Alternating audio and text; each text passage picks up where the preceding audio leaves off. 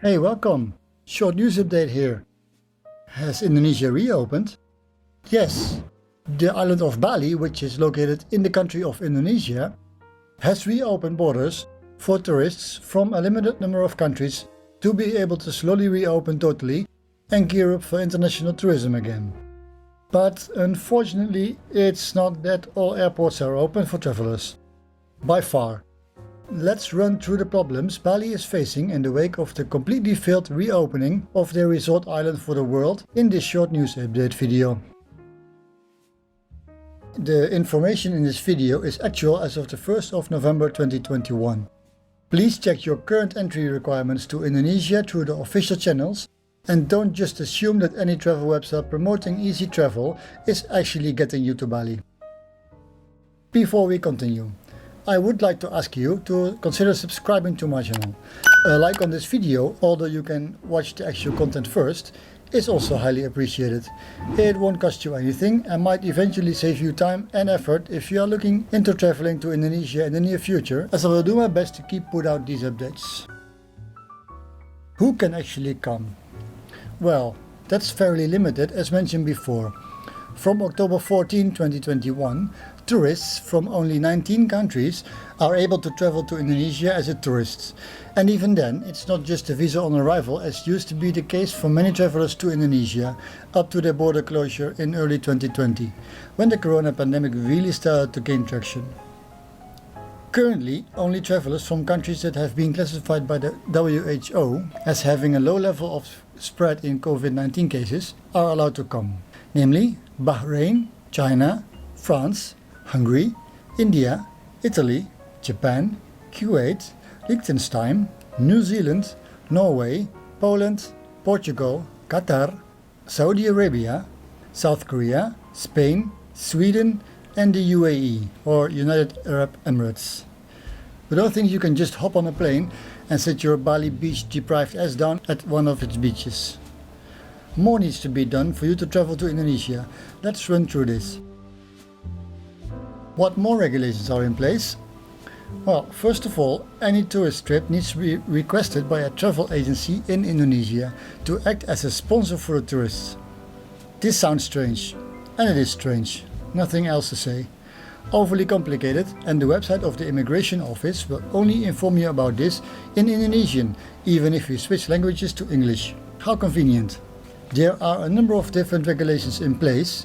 These were issued from several different departments in the Indonesian government. Yes, the people in Jakarta, one island over to the west, decide what happens in Bali. The governor of Bali, however, eager to reopen, doesn't have anything to say in the final decision made in Jakarta really, even if he makes you believe it's the other way around. Second of all, as said before, those easy visa on arrivals are currently not available for any travelers to Indonesia. But if you are able to obtain a regular visa, you are then required to abide by a few other regulations. Please note that only two types of visitor visas can be applied for, tourists and business visa. The latter one has been abused earlier, so expect some interrogations if you want to get that one to travel to Bali, especially if you look like a tourist.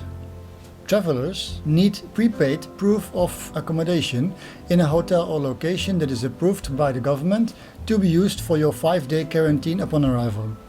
That is at least 5 days, because if you test positive after arrival, this can be extended up to 14 days until you test negative. And also don't forget that PCR test before your departure, of course. To convince the Indonesian government you really want to be in Indonesia, health insurance with COVID-19 coverage is required. This insurance should have a cover of at least $100,000. And then the stingiest requirement. You need to be fully vaccinated to be able to enter Indonesia.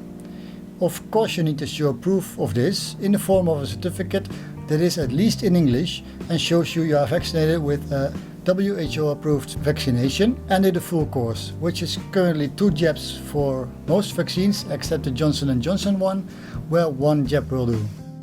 What's the result of these regulations? Once you have all those preparations checked off your list, you will need a ticket to actually fly to the alcohol-filled bars and fragrant gardens of Bali. You will then discover that you can take any flight that flies to Bali. There are no special tourists or vaccinated only flights. Even worse, there are no flights. Ever since the reopening on October 14, no international flight full with enthusiastic tourists has arrived. Zero, nada, nothing. So you want to fly through Jakarta? That's most likely possible. But there are still limited international flights to Jakarta currently, and if you fly through Jakarta, you will need to quarantine there as well. Other airports are basically closed for international travelers. Yes, there is Manado Airport in northern Sulawesi, but that's more remote than Jakarta, by far. If you have made it through all these steps, that means that you will be able to sit your ass down on a lazy lounge chair after 5 to 14 days after arrival in Bali. So if you only have a week or two to spend, that might be kinda short. But hey, you can surely still enjoy Bali as it was before the pandemic, right? Not really, unfortunately. Many cultural tourist attractions are still closed or are severely limited in their operations. Malls and beaches are open though. But if you want to hang out in a bar, club or restaurant, that's something completely different. 95% of these places is closed. And it's fair to assume that most of them have gone bust by now. So they won't be open on day one when the first international tourists start to fly in.